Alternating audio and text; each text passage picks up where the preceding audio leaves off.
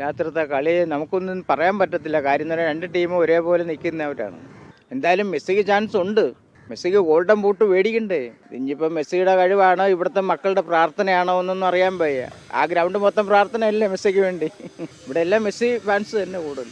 തീർച്ചയായിട്ടും ഇന്ന് രാത്രിത്തെ ഫൈനൽ മാച്ച് എന്ന് പറയുന്നത് വളരെ പ്രോഗ്രസീവായിട്ടുള്ള കളിയായിരിക്കും. അർജൻറ്റീന തന്നെ ജയിക്കുമെന്നാണ് ഞങ്ങളുടെയൊക്കെ പ്രതീക്ഷ. ബേസിക്കലി അർജൻറ്റീന ഫാനാണ്.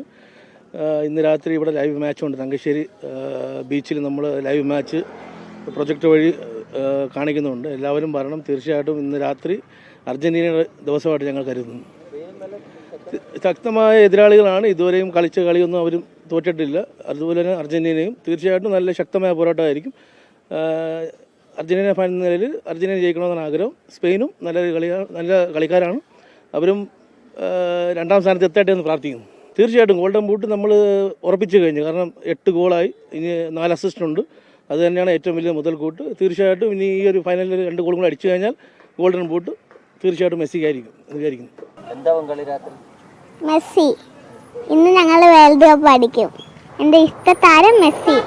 അർജന്റീന. ഒന്നും പറയാൻ പറ്റത്തില്ല. ഫൈനലാണ്. ആ ഒരു ടെൻഷൻ രണ്ട് ടീമിനും ഉണ്ടാകും. പിന്നെ രണ്ട് ടീമും ഒപ്പത്തിന് ഉള്ള ഒരു ടീമുകൾ തന്നെയാണ്. പിന്നെ നമുക്ക് അർജന്റീനയെ നമുക്ക് തള്ളിക്കളയാൻ പറ്റില്ല. നമുക്ക് ആ 90 മിനിറ്റ് കഴിയുന്നവരെ ആ ഒരു അവസാന നിമിഷത്തിലാണ് അവരെപ്പോഴും അവരുടെ ആ ഒരു മുഴുവൻ കളിയും പുറത്തെടുക്കുന്നത്. ആ ഒരു ജയിക്കണം എന്നുള്ളൊരു ആ ഒരു വികാരം അവർക്ക് കൂടുതലായിട്ട് ഉണ്ടാകാൻ നമ്മളൊരു 70 മിനിറ്റ് 75 മിനിറ്റിന് ശേഷമാണ് അവർക്ക് ആ ഒരു പൂർണ്ണമായും അവരൊരു ടീമായിട്ട് ഉണർന്ന് കളിച്ച് എങ്ങനെയും വിജയത്തിലെത്തും എന്നുള്ള രീതിയിലുള്ള കളി വരുന്നത്. അപ്പം ഒന്നും പറയാൻ പറ്റാത്തൊരു അവസ്ഥയാണ്.